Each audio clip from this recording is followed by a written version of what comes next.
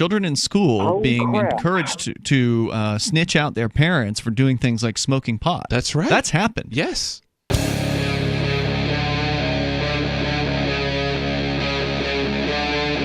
Free Talk Live. Watching us on YouTube. Go ahead, Matthew.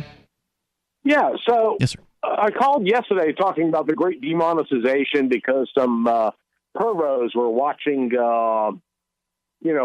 girls in bathing suits, and they were time-stamping the juicy parts, right? Yes. Yeah, I heard about that. It made me think about something.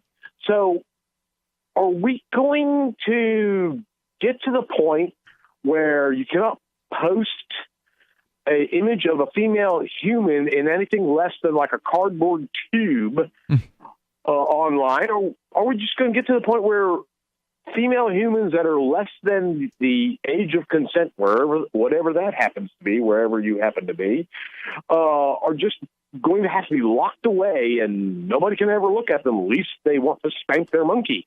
I think the answer is yes. One of the interesting things that this is one of the most forgotten parts about Orwell's 1984 is that there is this whole thing of the Young Women's AntiSex League.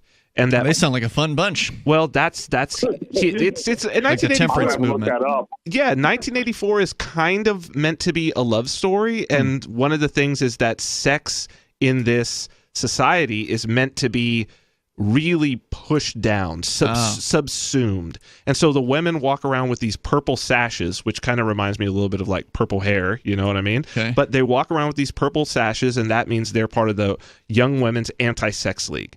And so it's this very sort of puritanical ideal, but it's interesting that Orwell had said, oh yeah, here are the different characteristics of a authoritarian, totalitarian state. One of the things that they're going to try to do is they're going to try to suppress sex. That's the sort of sexual awakening of the main character, Winston, is basically the entire reason for his downfall. It's the entire the basis of his coming into his own personal revolution against the government of Oceania.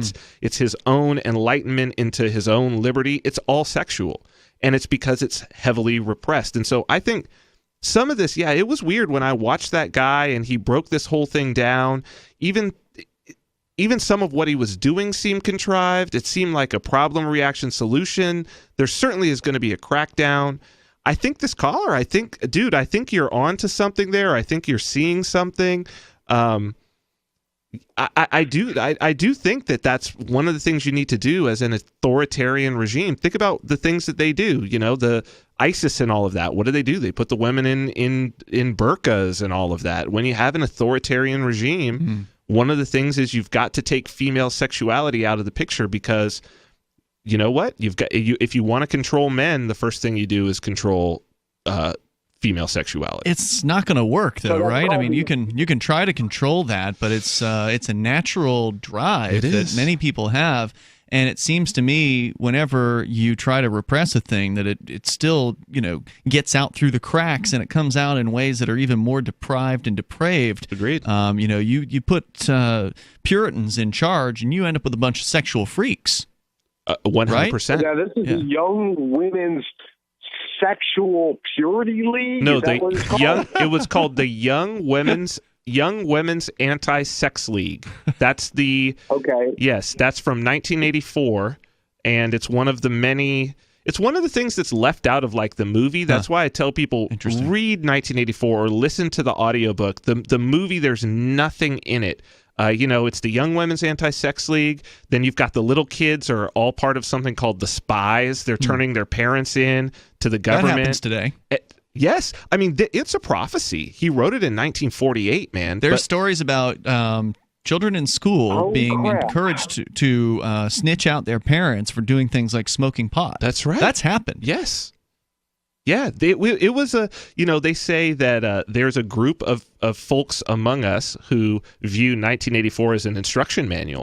And if he meant it as a warning, but if you really want reverse, fake news, that's right in there. That's what the guy, the hero does, Winston Smith. He creates fake news in the ministry of truth. I tell everybody, read 1984, man. It's happening right now. Well, Matthew, I don't think that you really have to worry that people are going to be putting cardboard boxes or clothes on. I mean, if you look at the society that we have here, it's an Instagram world right now, where and the pendulum could swing in a different direction. But right now, everybody who's male or female, it seems like they're all about getting attention for themselves by putting their pretty moments on Instagram and showing off for everybody, and they want to get all the likes that they can. And of course, many people believe that they're going to get more likes if they show more skin. I mean, these are they old. Will. Yeah, they will. Well, these are old ideas. I am foreseeing some do-gooder. Either they call themselves a conservative, small government, my butthole hurts, or they call themselves a woke feminist, passing some kind of weird law, whereas if you look at a female human under the age of consent who is not your daughter, jail time for you, he who bears the penis. I think it's going to come more. I see it coming more from the left. It's crazy because some of these conservative types now, I really think are much more open to sexual displays, much more open to the idea, especially of female beauty, of the idea that a woman should strive to be attractive, should perhaps wear makeup, put on some high heels, put on a nice outfit. People on the right seem way more, even the most conservative, Bible-thumping individuals seem more open to that now than the left in general. Wouldn't you say that? I don't hang around them, so right. Fair enough. A lot of that revolves around your definition of the age of consent. And these characters also seem to want to push it up to 26. Yeah, that's weird. Who's arguing for that? Because that's the age where your brain has fully developed. Yeah, I think we talked about this on one time that I was in here, that there was somebody who was actually pushing to say that adulthood should start at the age of 26. I find this despicable, I'd like to say. I am of the reverse mindset that people should be able to develop at whatever rate they are able to develop and interested in developing, and have and bring into their lives whatever responsibilities they would like to bring in, whether it's working, starting their own business, doing things that are responsible, what we have in society today. And thank you, Matthew. The way I look at it is that if you want to discuss changing the age of consent, then you should also discuss changing the age at which they get to keep and bear arms. Oh, I totally agree. Yes. No, I totally agree. In fact, I think that young people should be able to open up bank accounts. They should be able to get into contracts. I agree. They should be able to do all of those things at the age they're ready to accept the responsibility for it. I agree. And I had a job from the age of 12. Right. And it's different for everybody. Yep. But if you have a policy where no one shall make a decision for their own life until they're 26 years old, you're going to have a bunch of 26-year-old children. And that's messed up. I'm sorry. That's not cool. You've already got the problem with college students getting out of college and never having worked a single day in their lives, never having driven a car. I mean, this is happening right now. Free Talk Live. Listen live 7 to 10 p.m. Eastern, or grab the podcast. It's all at freetalklive.com.